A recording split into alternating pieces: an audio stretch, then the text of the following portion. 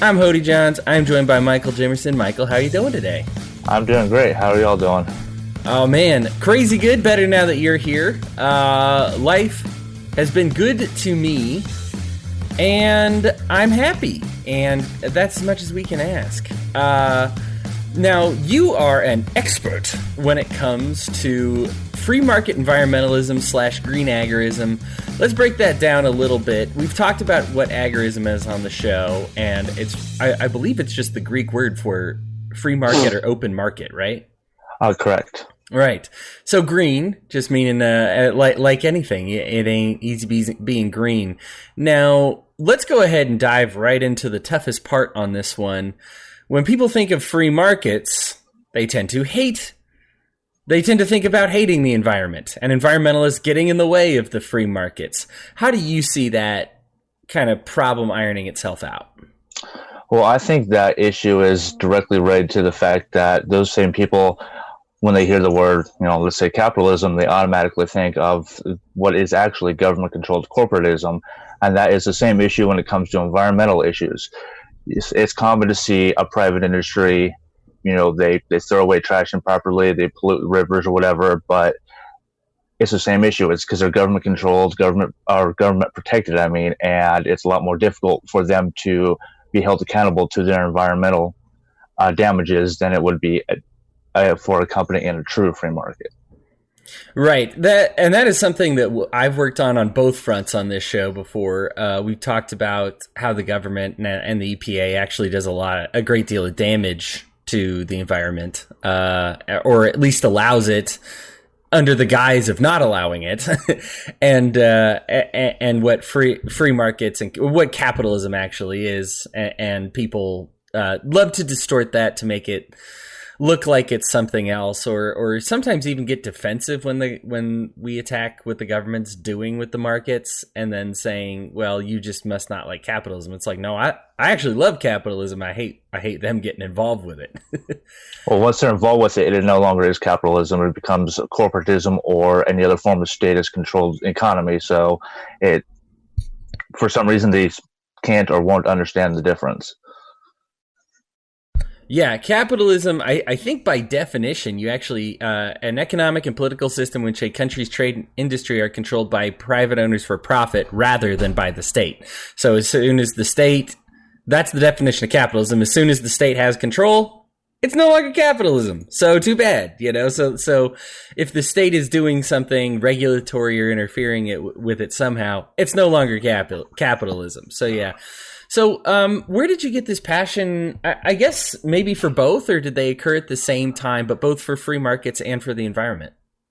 Well, they didn't really start the same time. One did lead directly into the other. I was raised, like a lot of us, wasn't raised an anarchist or libertarian, but I was raised on the right. My dad was big into business and all that, and that part came naturally to me, and just over the years I just became more and more of a libertarian than an anarchist. But as for the environment, I always grew up admiring and being in the outdoors as much as possible, and along with my journey in becoming an anarchist, I did a lot of reading and research, and that's what I did for eventually becoming an environmentalist too. They started off on two different branches, but they eventually became one and the same for me.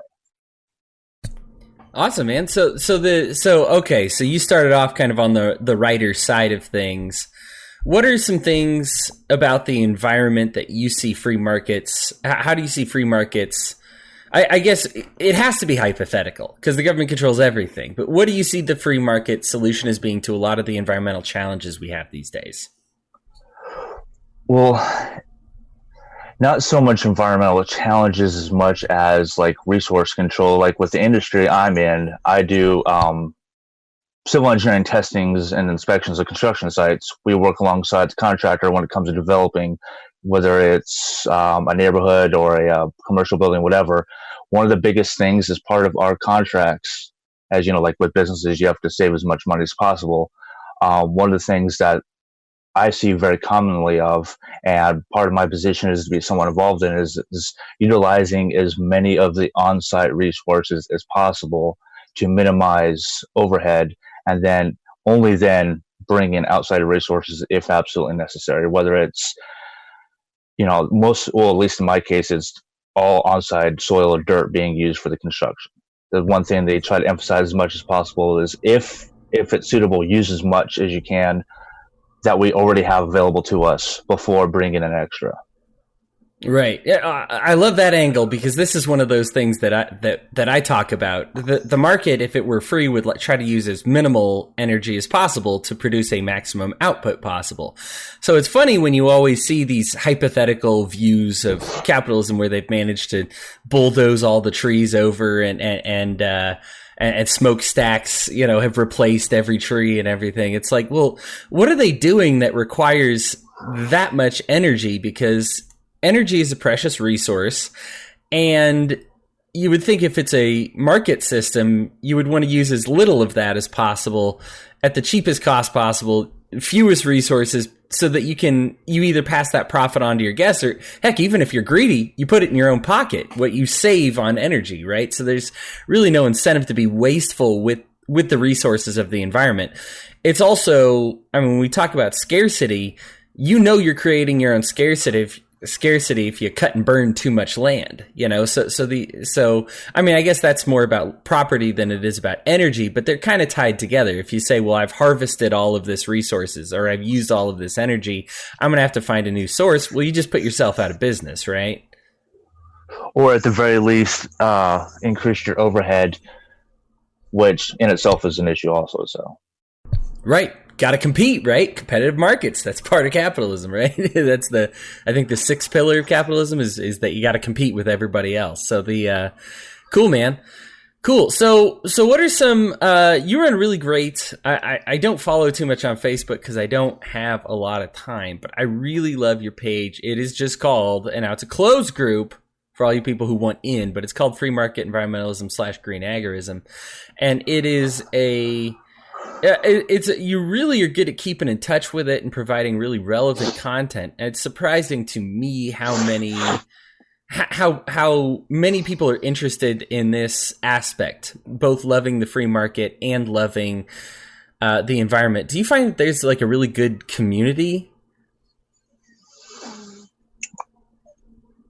It's better than I expected, honestly. I've been doing this group on and off for a couple of years now, and I've only within the last few months I've seen an increase of interest that you've seen, and I'm hoping it keeps going that way. And I'm going to keep continuing with the research and the uploading and the keeping in touch with it, just to make sure everything is as updated and relevant as possible. Gotcha. See, I might be one of those people that joined in on the rush, and I don't know what it was. I guess that, like, for me in the last little bit, there's just been more curiosity as far as this goes. There's been people that want to learn how to harvest their own resources. I've seen a lot of, I know with gardening, a lot of the self-sustaining thing, I know it's really popular among the anarchist community, especially because, government's got its tendrils and everything. So if you're going to really embrace that agorism and try to have minimal, try to participate with as little government interference as possible, growing food is a lot of how you do that. And so that's more on like the gardening side of things. That's kind of the direction I took it with Erica. You've kind of got the environment side of things, which is where I wanted to look at it with you. I guess let's open the box here. What do you think of global warming, and what's the best way to combat that, if you believe in it at all, or climate change, or however you want to say it? Well, that's actually, as we all know, a very difficult subject, and one that I tend to somewhat avoid just because of the sheer enormity and how divisive it is. One thing I will say, though, is, we can't deny the Anthropocene impact that we've had on this planet. However, I'm of the personal opinion that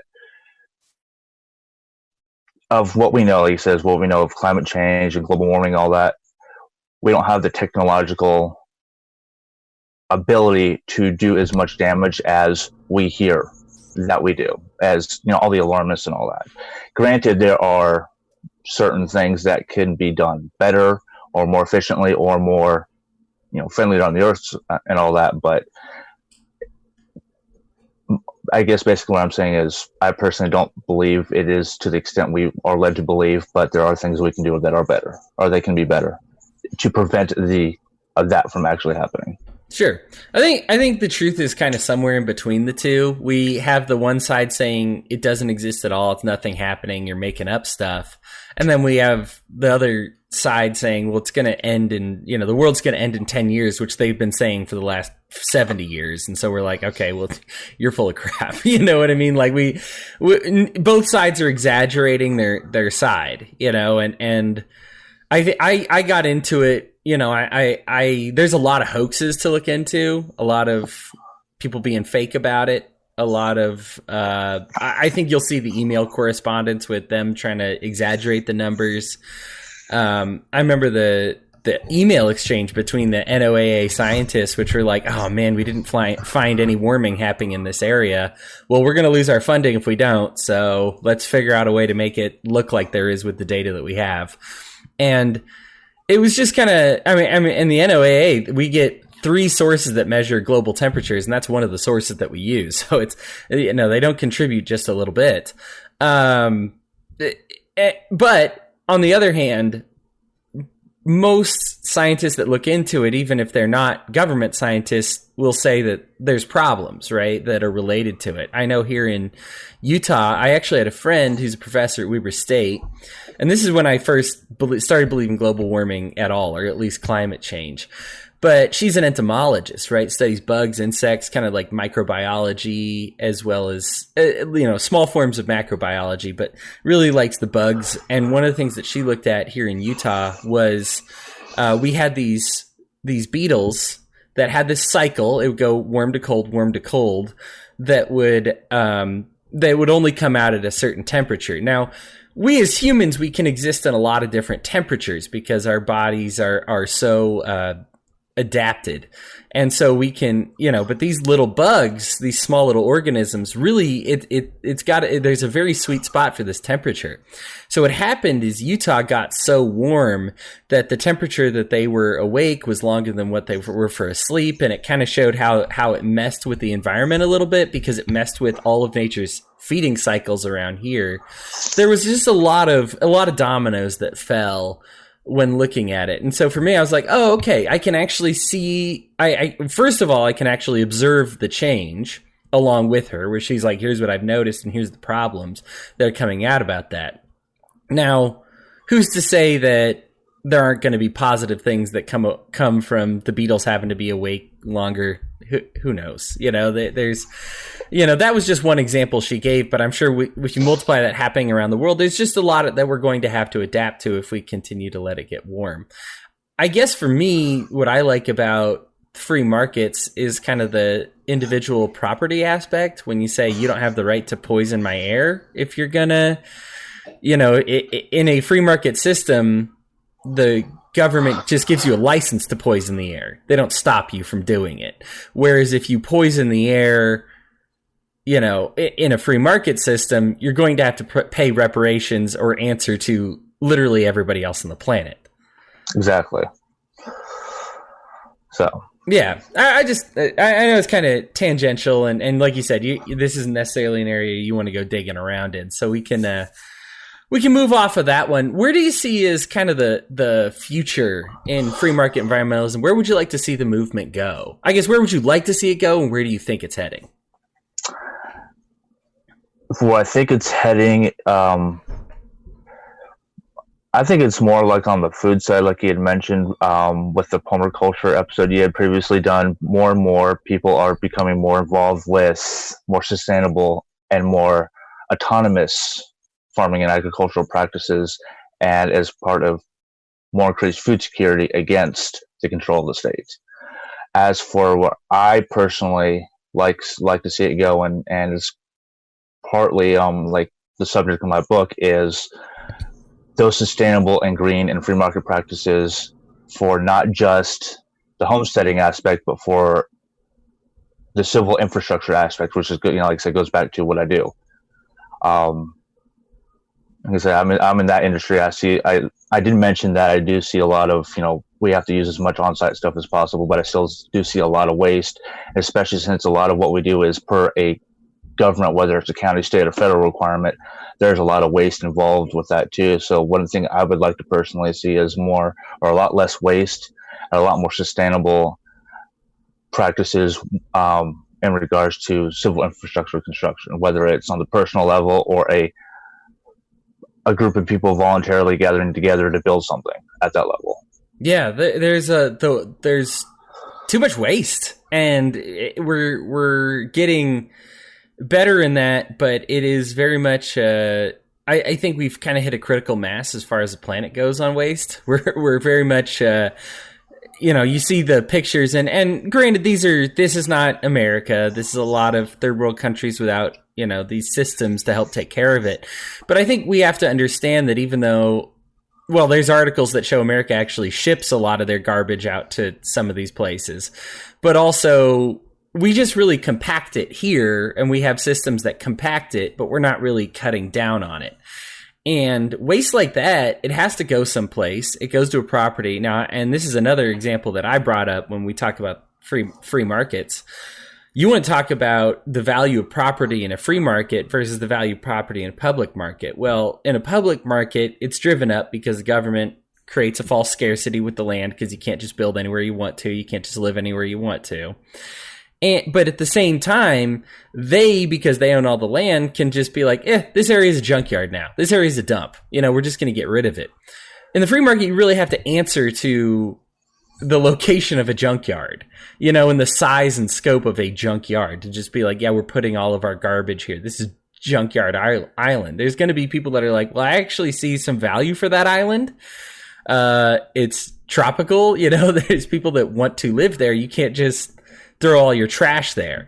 In the current system, we say, well, we own it, so we're gonna, versus in a free market where they say, well, you can't do that. I think this is another one of those areas when you talk about waste that the government contributes to more than it helps. Well, a lot of that's simply the difference between incentive and not caring about an incentive. What's the, man, great point. Do you see any way getting out of the now I am like you. I am also an agorist where I just, as opposed to necessarily fighting the government, I ignore the government and I go about living my life as best as I can.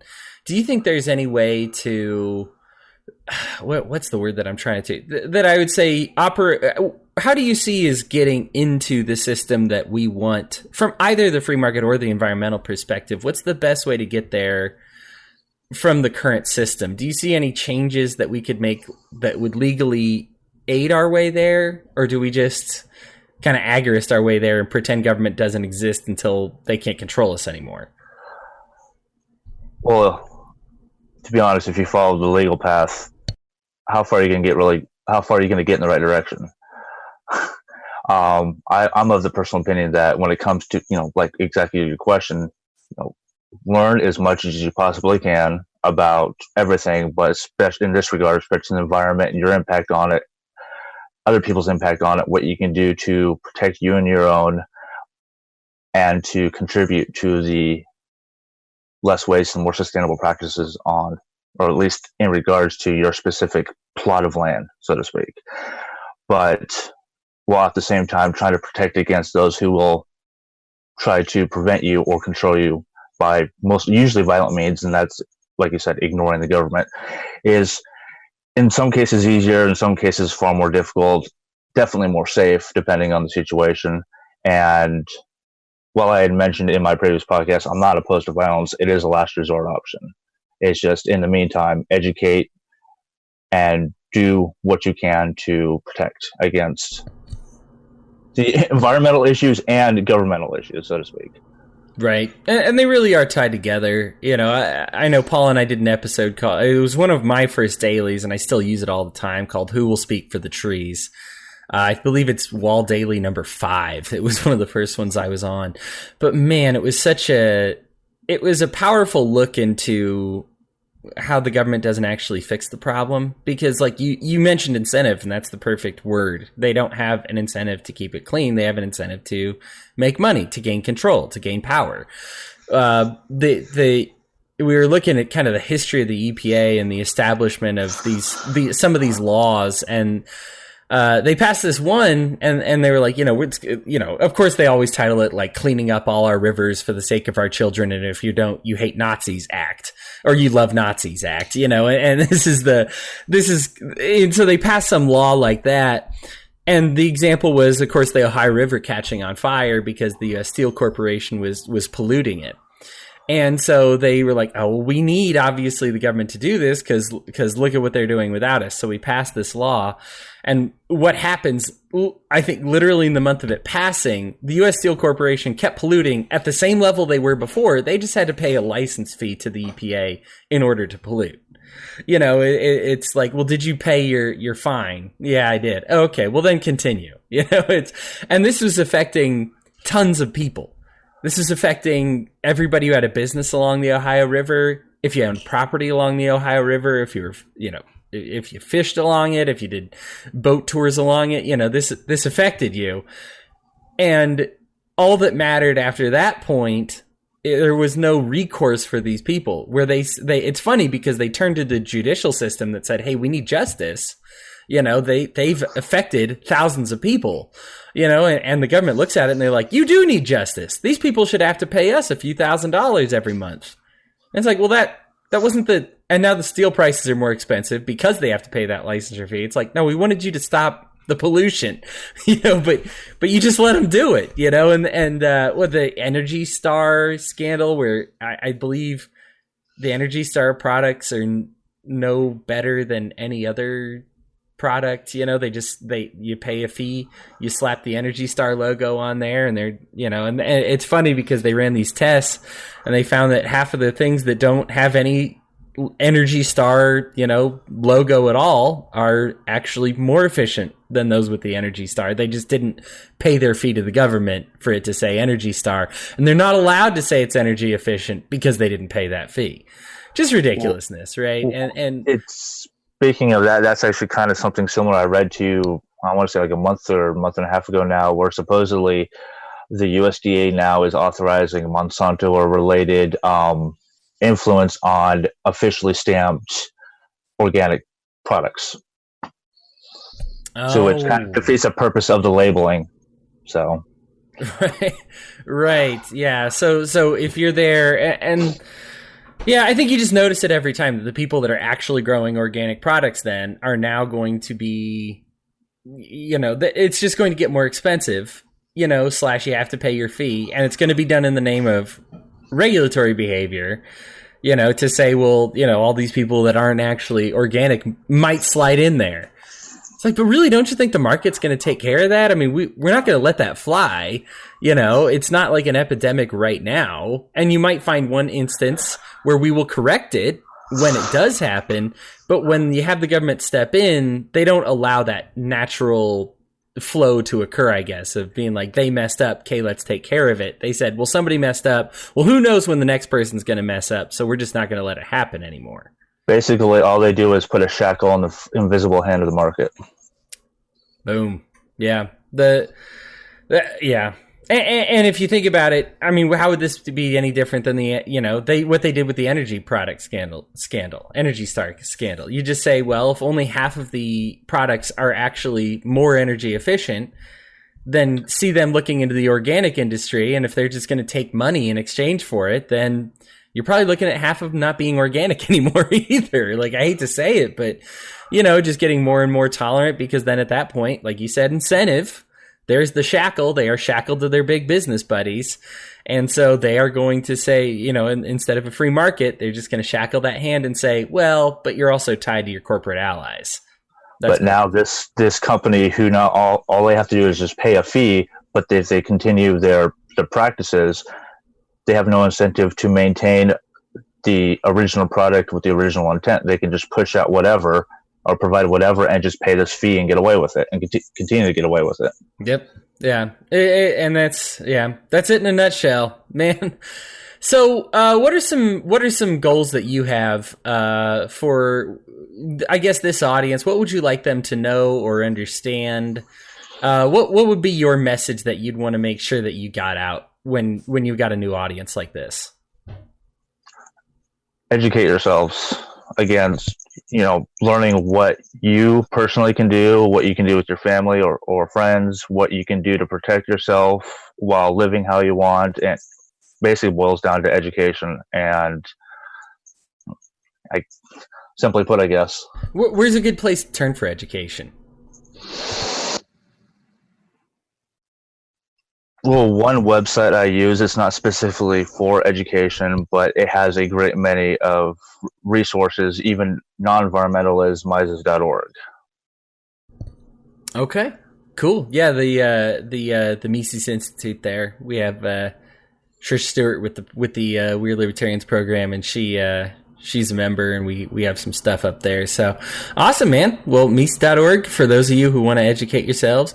We want to do some final thoughts here. Man, as far as final thoughts for me goes, I will start and we'll end with you. I just really, first of all, thank you for coming on the show. I really appreciate it. I really love talking about these types of issues because I think I went from a place in being libertarian where I thought it was too bad that we couldn't be pro-environment, because I was like, oh man, I guess part of the thing is you got to let them do whatever you want, to really understanding and really changing that if you do love the environment, that, man, liberty is the only solution to this. We've tried the big government solution, we've tried the small government solution, and really kind of the no government solution is the only way that's going to work on this one.